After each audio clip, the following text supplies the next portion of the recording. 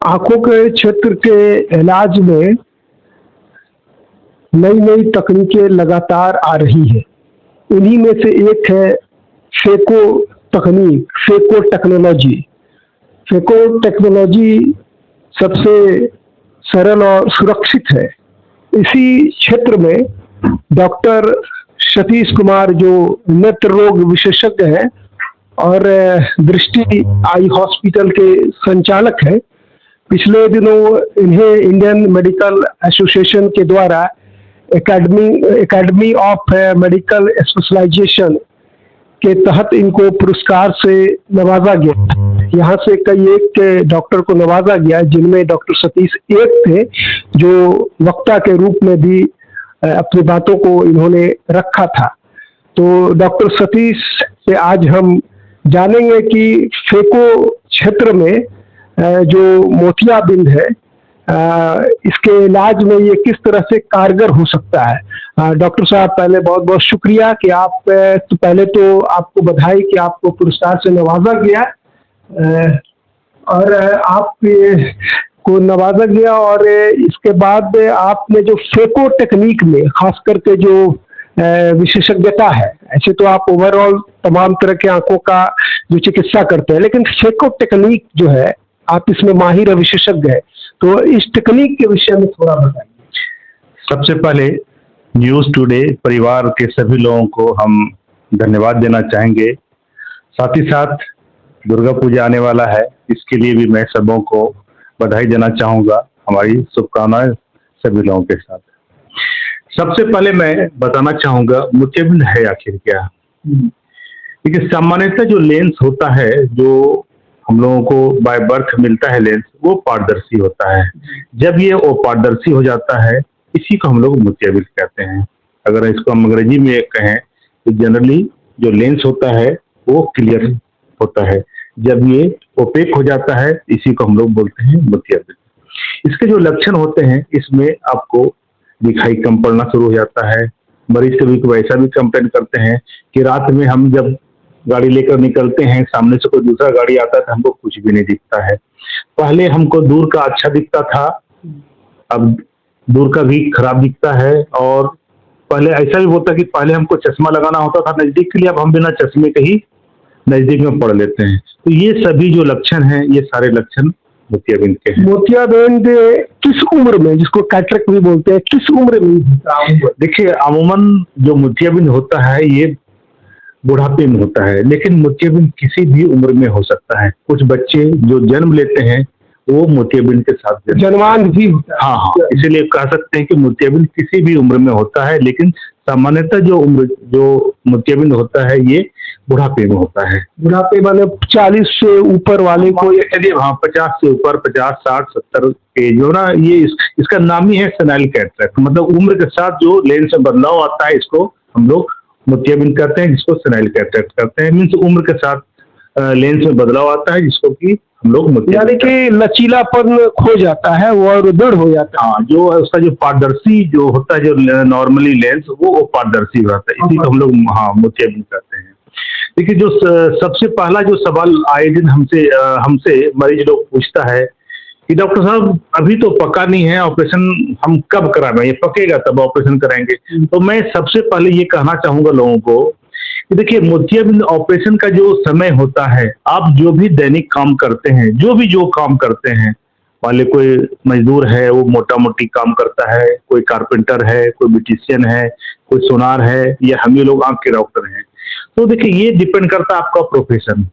आप जो भी रोज काम करते हैं उसमें परेशानी शुरू हो जाए, अगर आप नया चश्मा लिए उसके बाद भी दिक्कत शुरू हो गया, तो आप अपना ऑपरेशन जरूर करा लीजिए। अच्छा, कुछ लोगों का धारणा ये है कि गर्मी में कच्चा है मोतिया तो पकने देते हैं, तब इसका ऑपरेशन कराएंगे, और गर्मी में नहीं ठंडे में कराएंगे। तो ये आप एक नेत्र रोग विशेषज्ञ होने के नाते इस पर आप क्या कहें? बहुत अच्छा सवाल है आपका।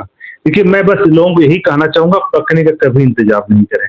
आप जो भी रोज का काम कर रहे हैं उसमें परेशानी शुरू हो जाए, ऑपरेशन आप जरूर करा लीजिए। लोगों की धारणा है कि हम ऑपरेशन ठंडे दिन में करें, नहीं, ये सोच जो है सोच अच्छा है, क्योंकि इन्फेक्शन का जो भी चांस होता है गर्मी में ज्यादा होता है, ठंडे में इन्फेक्शन का चांस कम होता है।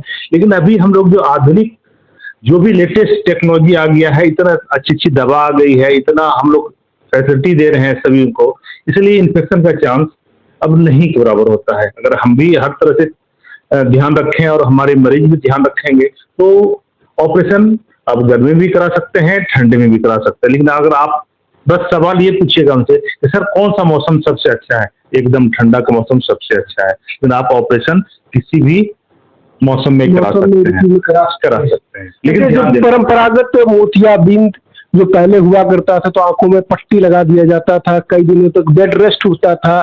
तो अब जो फेको के तहत जो ऑपरेशन किया जाता है, तो उसमें मोतियाबिंद का किस तरह से ऑपरेशन होता है और कितने घंटों में या दिन में मरीज को छोड़ दिया जाता है? देखिए, अब ये बस हम यही कहूँगा लोगों को, हम यही कहते हैं, जैसे आप जाते हैं सिनेमा देखने, 2-4 घंटा में एक शो देख के आ जाते हैं, उसी तरह हम लोग बोलते हैं बस आप सोचिए हम सिनेमा देखने जा रहे हैं, आप आइए, देखते हुए आइए और देखते हुए लौटिए। सबसे जो अच्छा चीज इसमें फेकोविडिम होता है, इसको हम लोग बोलते हैं माइक्रो इंसिजन कैटरेक्ट सर्जरी।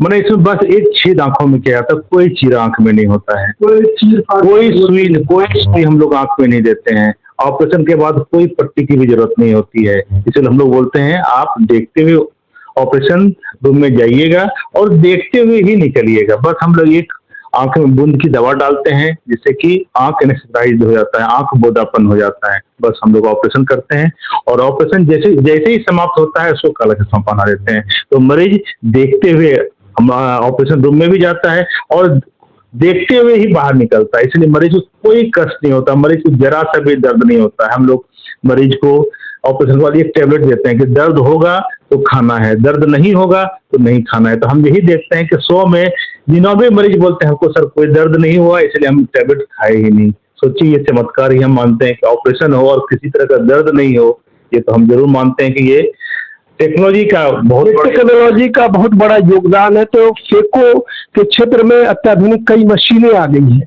तो आपके यहाँ अगर कोई आता है कैटरेक्ट का ऑपरेशन कराने के लिए फेको विधि से, तो आपके यहाँ कौन सी सहूलियतें हैं? देखिए, हमारे पास जो फेको मशीन है वो दुनिया का सबसे जो अच्छा फेको मशीन होता है एल्कोन कंपनी का, वो अपने पास है।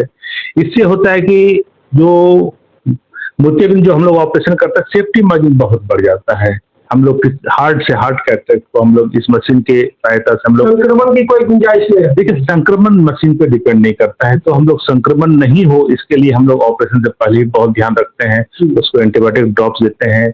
आंख में आंसू की जो थैली होती है या और भी जो भी फोकस होता है कि जहाँ से इन्फेक्शन आ सकता है उस पर हम लोग बहुत ध्यान रखते हैं और आगे भी मरीज को अच्छे समझाते हैं कि देखिए ऑपरेशन तक तो हमारा काम था, लेकिन अब आप घर पे इतने अच्छे से देखभाल कीजिए जिससे कि आप अंत में आप खूब खुश रहिए। आप खुश रहिएगा तभी हमारे चेहरे पर भी हंसी आएगी। सेवा ही धर्म है, लोगों को कहना है, तो केवल कहने से नहीं होगा। अगर हम लोग जो जिस क्षेत्र में सक्षम है उनको जरूर कुछ न कुछ सेवा करना चाहिए। इसी कड़ी में हम हर संडे को हमारा फी 40% होता है और हम इलाज के तकनीक या समय किसी तरह का हम भेदभाव नहीं करते हैं और हम जरूर चाहते हैं कि जो आर्थिक रूप से कमजोर हैं तो वो हर संडे को हमारे क्लिनिक पर आ सकते हैं और हर संडे को हम 10 बजे से 3 बजे तक रहते हैं।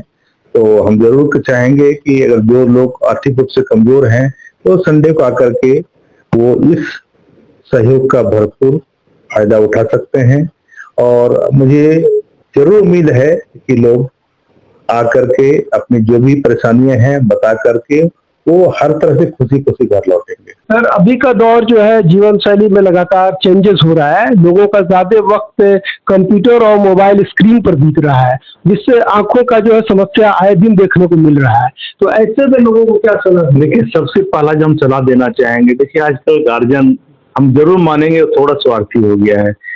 बच्चे को मोबाइल दे देता है, सोचता है कि अरे हम अब तो फ्री हो गए, बच्चे मोबाइल में मस्त व्यस्त रहे और हम अपना जो भी है अपना नॉर्मल काम जो भी करें हमको एकदम डिस्टर्ब नहीं करें।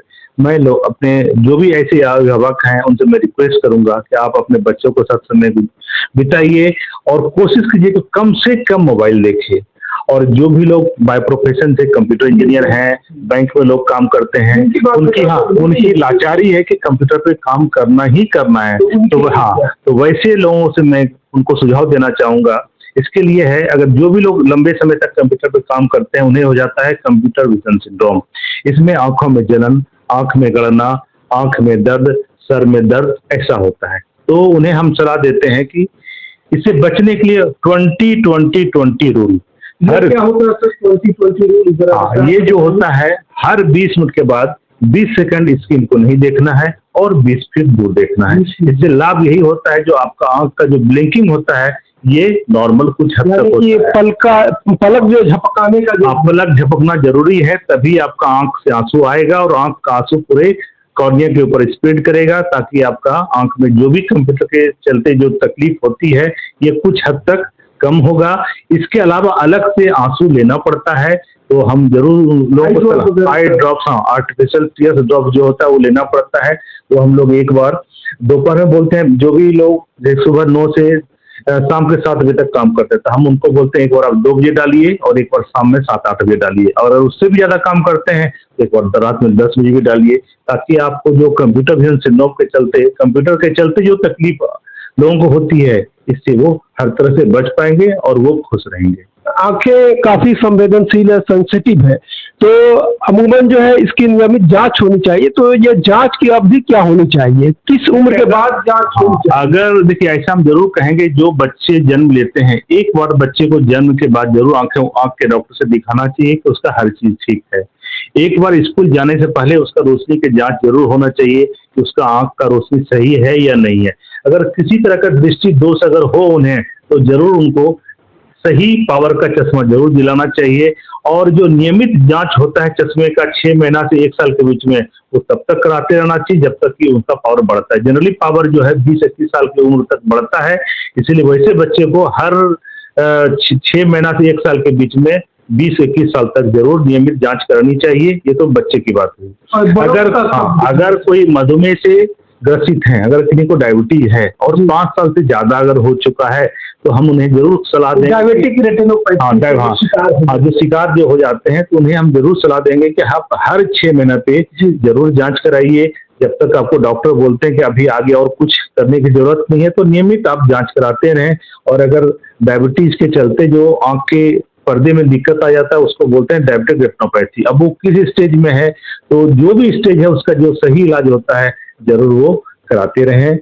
और अगर किसी को मोतियाबिंद वगैरह हो जाता है तो सही समय पे जरूर ऑपरेशन करावें। कभी कभी होता है कि सोचता है पकेगा तब ना, और पकने के चक्कर में मोतियाबिंद पक के फट जाता है, जिस तरह से ग्लूकोमा हो जाता है और वो आंख सदा के लिए, आंखों की रोशनी भी चली जाती है, एकदम आंखों की रोशनी चली जाती है। इसलिए मैं उन्हें जरूर सलाह दूंगा कि मोतियाबिंद का ऑपरेशन सही समय पे जरूर करा लें। 40 के बाद एक बार तो जरूर जांच कराना चाहिए सामान्य औसत व्यक्ति। देखिए, 40 के बाद अगर ये उनका आंख हर तरह स्वस्थ है, तो नजदीक का दिक्कत 40 के बाद जरूर आ जाता है। इसलिए वो नजदीक का जरूर चश्मा लगावें, जिससे कि उनको सर में दर्द वगैरह नहीं आएगा और उसको नजदीक में देखने में भी किसी तरह की परेशानी नहीं होगी। अच्छा, एक कैटरेक्ट के बाद एक जो ग्लूकोमा, जो मोतिया जिसको कहते हैं, तो मोतिया क्या होता है? देखिए, मोतिया का देखिए आम भाषा में जो लोग बोलते हैं, देखिए मोतिया लोग ब्रॉड सेंस में बोलते हैं। देखिए मोतिया 2 तरह का होता है, एक सफेद मोतियाबिंद होता है जिसको कैटरेक्ट बोलते हैं, जिसको कि हम लोग ऑपरेशन करके इसका इलाज करते हैं लेंस लगाकर। दूसरा काला मोतियाबिंद, जिसको नस सूखने का रोग या उसको ग्लूकोमा बोलते हैं। इसमें जो आंख से जो ब्रेन को जोड़ने वाली जो नस होती है उसको बोलते हैं ऑप्टिक नर्व, इसी में नुकसान पहुंचना शुरू हो जाता है। तो देखिए होता क्या है, मरीज को पता तब चलता है जब उसका रोशनी एकदम समाप्त हो जाता है, और उस स्टेज में डॉक्टर चाह करके भी कुछ नहीं कर सकता है। तो अगर आपका फैमिली हिस्ट्री ग्लूकोमा का हो, तो बैकग्राउंड अगर किसी का फैमिली हिस्ट्री होता है ग्लूकोमा का, तो 40 साल के बाद एक बार जरूर डॉक्टर से मिल करके, आंख के डॉक्टर से मिल करके ये कंफर्म हो जाइए कि आपको काला मोतियाबिंद नहीं है। और अगर है भी तो अब डरने की कोई बात नहीं है, इतनी अच्छी अच्छी दवाएं अब आ चुकी है, तो इसका मुकम्मल इलाज। देखिए, जैसे कि डायबिटीज का दुनिया में कोई इलाज नहीं है, बस उसको हम लोग अपने खान पान में और दवा के सहायता से उसको कंट्रोल कर सकते हैं। उसी तरह से ग्लूकोमा को भी हम लोग, उनका कोई शर्तिया इलाज नहीं है, लेकिन अगर हम लोग नियमित उसका दवा लेते रहें तो पूरे जिंदगी भर किसी तरह कोई परेशानी नहीं होता है। तो इसे लोग कहते हैं ग्लूकोमा कोई इलाज नहीं है, लेकिन ऐसा नहीं है, ग्लूकोमा के भी इलाज है, बस शर्तिया इलाज नहीं है। अगर हम लोग नियमित जांच आंखों कराते रहें, नियमित दवा या लेजर, लास्ट में ऑपरेशन भी होता है, अगर ऐसा कराते रहें और नियमित हम लोग ग्लूकोमा का जांच कराते रहें तो हमको लगता है उनको जिंदगी में कभी तकलीफ नहीं होगी। ग्लूकोमा होने से पहले हम कैसे जाने कि ग्लूकोमा हम पर अटैक करने वाला है?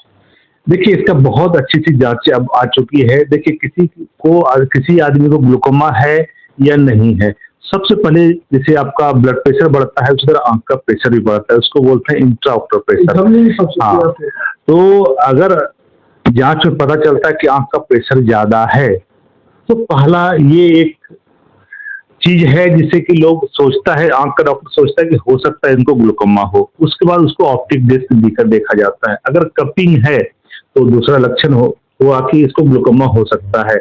इसके बाद हम लोग देखने का दायरा, जिसको बोलते हैं विजुअल फील्ड जांच, ये जांच होता है। और अभी दुनिया का जो सबसे लेटेस्ट जांच होता है उसको बोलते हैं ओसीटी। इसमें रेटिनल नर्व फाइबर लेयर का थिकनेस की जांच हम लोग करते हैं। और भागलपुर में संभव है? हाँ, ये मुझे बताते बहुत खुशी हो रही है कि दुनिया का जो सबसे अच्छा मशीन जो होता है ओसीटी के साथ एंजियोग्राफी, वो हमारे दृष्टि आई हॉस्पिटल में उपलब्ध है। और इससे आप एकदम जान सकते हैं कि आपको ग्लूकोमा है या नहीं है, इसीलिए घबराने की कोई बात नहीं है। अगर सही समय पर ग्लूकोमा का पता चल जाता है तो जिंदगी में आपको किसी तरह का कोई परेशानी नहीं होने जा रहा है। सर, एक और अंतिम सवाल कि आंखों की देखभाल कैसे करें? अमूमन शरीर के हर अंग का एक्सरसाइज व्यायाम हो जाता है, लेकिन आंखों की देखभाल कैसे करें? देखिए, आंख ऊपर वाले का एक बहुमूल्य तोहफा है हम लोगों के लिए। आप सोचिए, अगर आंख बंद तो लगता है दुनिया में कुछ है ही नहीं। इसीलिए ये हमारा और आपका, मतलब हमारा मीन्स हम आंख के डॉक्टर का और हमारे जो भी मरीज हैं, दोनों की रिस्पॉन्सिबिलिटी है कि हम लोग एक दूसरे का हर जगह सुझाव देते रहें। और जो भी सुझाव हम लोग दें, मरीज हर तरह से उसको माने। और हमको लगता है अगर हर तरह का सुझाव अगर मानेंगे, हमको नहीं लगता है कि आंखों में उनको किसी तरह का दिक्कत हो सकता है। खान पान जो जिससे आंखों की बीमारी बनी रहे। देखिए, विटामिन ए जैसे होता है, बच्चों को हम सलाह देते हैं कि गाजर, पपीता, मीट में या चिकन में जो लीवर होता है वो खाने से विटामिन ए ज्यादा मिलता है। इस तरह के खाने से, फिर दूध, हरी साग सब्जी, ये सब खाने से आंख हर तरह से स्वस्थ रहता है। तो मैं जरूर कहूंगा खान पान जरूर ध्यान दें। धूम्रपान, शराब का सेवन, ये सब ग्लूकोमा के लिए भी बहुत घातक है, आपके शरीर के लिए भी घातक, इसलिए इसका सेवन सोच समझ के करें। और अगर हमको लगता है आपकी जीवन शैली हर तरह से ठीक रहेगा तो हम नहीं समझते हैं कि आपको बहुत तरह का दिक्कत फ्यूचर में होगा। और जो कहता है prevention is better than cure, अगर रोग हो गया और रोग होने वाला है उसके पहले ही हम अगर सतर्क हो जाए, तो मेरा यही कहना है कि रोग होने से पहले ही हम लोग अगर सतर्क हो जाएं तो बहुत सारे जो घर की जो होता है ना, अगर घर में अगर कोई कहता है ना केस हो गया, बीमारी अगर घुसे तो घर की शांति चली जाती है। तो अगर हम लोग हर तरह से ध्यान रखें तो हमारा जो घर का जो सुख चैन या घर का जो हर तरह से माहौल का खुशनुमा माहौल, ये जरूर बरकरार रहेगा। बिल्कुल खुशनुमा माहौल बना रहे। Prevention is better than cure. तो डॉक्टर सतीश जी का बहुत बहुत आभार कि इन्होंने इतनी बेहतरीन जानकारी दी। तो उम्मीद है कि हमारे व्यूअर्स आंखों से संबंधित जो डॉक्टर साहब ने बताया है उसके पर अमल करेंगे और आंखों की देखभाल करेंगे। अगर जिन भाइयों को भागलपुर में दृष्टि आई हॉस्पिटल में अगर किन्हीं को दिखाना है तो घंटाघर चौक के पास इनका क्लिनिक है जो 7 दिन खुला रहता है। और बिल्कुल यहाँ से यातायात का सुगम साधन है। आप स्टेशन चौक से सीधे जो है घंटाघर चौक तक आ सकते हैं। तो उम्मीद है कि डॉक्टर साहब की सलाह से आप जो है इसका फायदा उठाएंगे। धन्यवाद।